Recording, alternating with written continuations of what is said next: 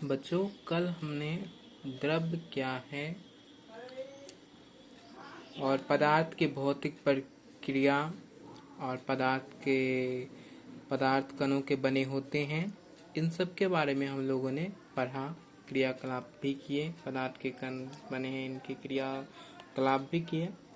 जो बच्चे इनके बारे में नहीं देखे हैं, ये वीडियो नहीं पढ़े हैं, तो आप मेरे प्लेलिस्ट में जाकर उसे देख लें।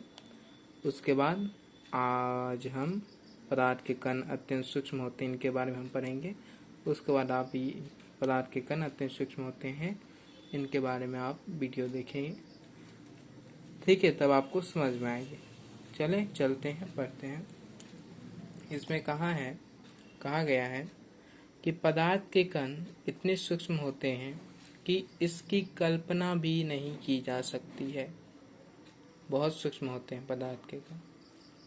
इसे निम्नलिखित कार्यकलाप द्वारा आसानी से समझाया जा सकता है। आपका प्रथम चरण है, तो आप एक बीकर में 100 मिलीलीटर जल लेकर उसमें कॉपर सल्फेट के कुछ रवों को घुला लें, ठीक? और विलयन का रंग नीला होगा, जैसे कि आप चित्र में देख रहे हैं, है ना? यहाँ पर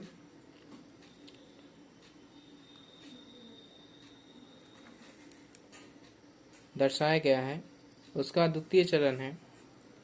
प्रथम चरण से प्राप्त नीले विलयनों में से 10 मिलीलीटर ml विलयन लेकर उसे दूसरी बीकर में रखें। 100 ml जल में डालें।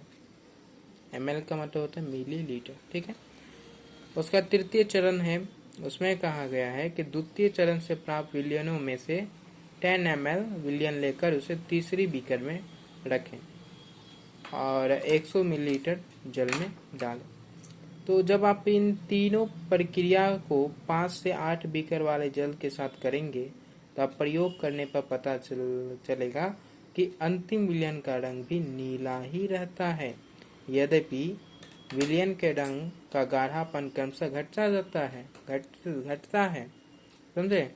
अतः यह कार्यकलाप दर्शाता है कि कॉपर सल्फेट के कुछ ही रवे जल के अधिक से अधिक आयतन को रंगीन बना सकती है। ऐसे तभी संभव है जब कॉपर सल्फेट एक छोटे से रवे में लाखों करोड़ों सूक्ष्म कण उपस्थित हो। जैसे कि इस पिक्चर में आप देख रहे हैं कि कॉपर सल्फेट के कुछ ही रवे जल की अधिक से अधिक मात्रा को रंगीन बना देते। प्रथम में ऐसा था, द्वितीय ऐसा, तृतीय ऐसा, चतुर्थ ऐसा, है ना? प्रथम में गाढ़ा था, उससे थोड़ा मध्यम, फिर उससे मध्यम, फिर उससे मध्यम।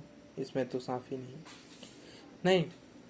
उसके बाद है आपका थर्ड, पदार्थ के कण अनवर्त गतिशील रहते हैं। क्या है? पदार्थ के कण जो है वह अनवर्त गतिशील रहते हैं, यानी कि लगातार वे गतिशील में रहते हैं। तो पदार्थ के कण स्थिर नहीं रहते। पदार्थ के कण जो है वह स्थिर नहीं रहते, बल्कि हमेशा गतिशील रहते हैं। इसे हम एक क्रियाकलाप द्वारा समझेंगे। तो अगरबत्ती की एक सिलाई कमरे के एक कोने में रख दे। कुछ दूरी से इस अगरबत्ती की गंध को हम महसूस नहीं कर सकते हैं। क्यों? क्योंकि वह गंध, वो जो स्मेल है, वह वायु में मिश्रित तो नहीं हुई। जब हम उसके समीप जाएंगे, उसके निकट जाएंगे, तो हमें गंध महसूस होगा, लेकिन दूर से हमें गंध महसूस नहीं होगा। जब आप एक माचिस की सहायता से अगरबत्ती को जलाएंगे, तो इसकी गंध आप आपस में कुछ ही दूरी से ही महसूस होने लगेगी कि यह अगरबत्ती की स्मेल है, ठीक है? इसका कारण यह है कि अगरबत्ती में उपस्थित इत्र यानी कि परफ्यूम के कण वायु के कणों के साथ मिश्रित होकर पूरे कमरे में फैल जाती। यदि इत्र के कण गतिशील नहीं होते तो अगरबत्ती की गंध दूर बैठे आप तक नहीं पहुंच पाती, है ना? जब अगरबत्ती के जो कण है वो वायु में मिश्रित हो जाती है, तब जाकर हमें स्मेल आती है।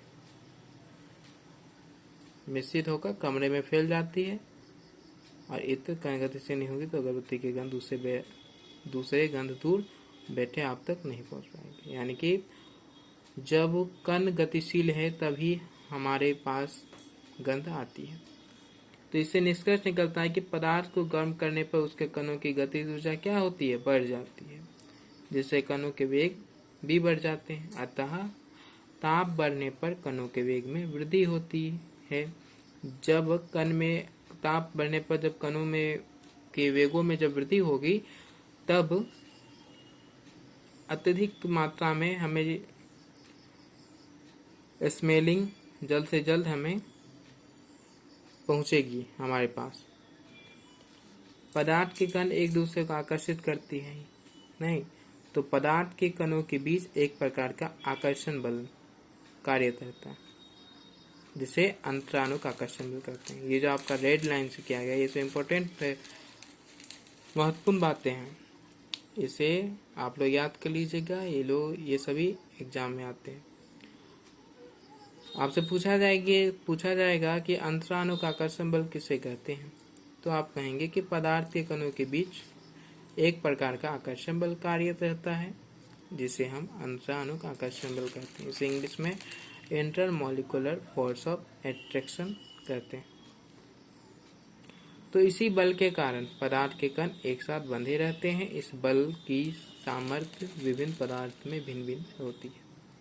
ठीक, इसका कार्यकलाप देखें, उदाहरण देखें। कार्यकलाप में उदाहरण देखें तो एक लोहे की कील, खड़ियां यानी कि चौल का टुकड़ा और ईंट का एक छोटा टुकड़ा, इन तीनों पर अलग अलग हथौड़े से प्रहार करें।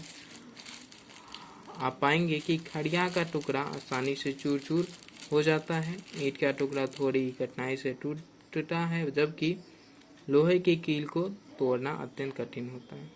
इससे हम निष्कर्ष निकाल सकते हैं कि खड़िया के कणों के मध्य अंतरानुक आकर्षण बल कमजोर, जबकि ईंट के कणों के मध्य यह बल थोड़ा मजबूत है।